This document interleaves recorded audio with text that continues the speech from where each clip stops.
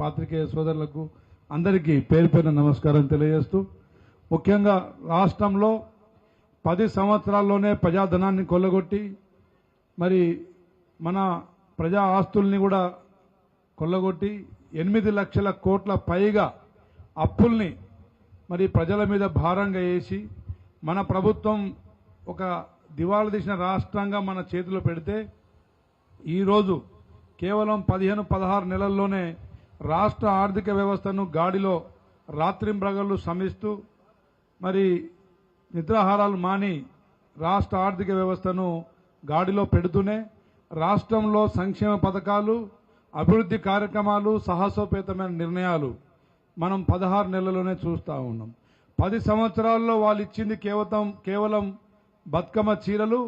అదేవిధంగా మరి రైతు బంధు కేవలం 2 పథకాలు ఇచ్చినట్టు ఇచ్చి రాష్ట్ర ఆర్థిక వ్యవస్థను మొత్తం దిబ్బదీసి ఆర్థిక దోపిడీ కేవలం కేసీఆర్ కుటుంబం మాత్రమే కొల్లగొట్టి రాష్ట్రాన్ని మనకు అప్పజెప్పిపోతే మరి ఈరోజు అనతి కాలంలోనే రాష్ట్ర ఆర్థిక అభివృద్ధిని మరి మంత్రి గారు చేపట్టి ఆర్థిక అభివృద్ధితో పాటు మరి సంక్షేమ పథకాలు ప్రజల్లో తీసుకెళ్తా ఉన్నాం. అందులో మా మహిళలు ఆడబిడ్డలకు ఆర్టీసీ బస్సు ఉచిత ప్రయాణం, అదేవిధంగా మహిళలకు వడ్డీ లేని రుణాలు, మహిళలతోని మన ఇందిరాశక్తి క్యాంటీన్లు, అదేవిధంగా సబ్ స్టేషన్లు, సోలార్ పవర్ ప్రాజెక్టులు, రైస్ మిల్లులు అన్నీ మహిళలకు ఇస్తూ రైతాంగాన్ని రైతు సంక్షేమాన్ని కాపాడుకుంటూ నిరుద్యోగ యువతను కాపాడుకుంటూ మరి బీసీ కులగణన, అదేవిధంగా ఎస్సీ వర్గీకరణ, మరి మా బంజారా సోదరుల భాషను 8వ షెడ్యూల్లో చేర్చాలని చెప్పేసి అసెంబ్లీలో తీర్మానం, ఇలాంటి ఎన్నో సాహసోపేత నిర్ణయాలు తీసుకుంటూ ప్రతి నియోజకవర్గానికి 200 నుండి 300 కోట్ల నిధులు అభివృద్ధి పనులకు కూడా కేటాయించుకుంటూ ముందు పోతున్నందుకు మరి ఆర్థిక శాఖ వారి మాత్యులకు ప్రత్యేక ధన్యవాదాలు తెలియజేస్తూ మరి అవకాశం ఇచ్చినందుకు మా కనకన్న గారికి,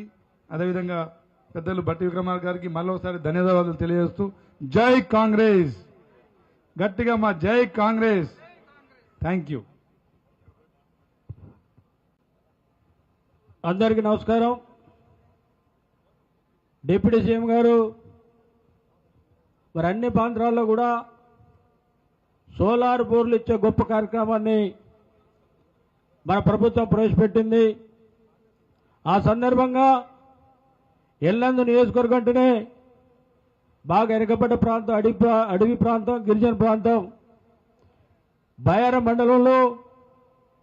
మరి బయారం ప్రాంతానికి కూడా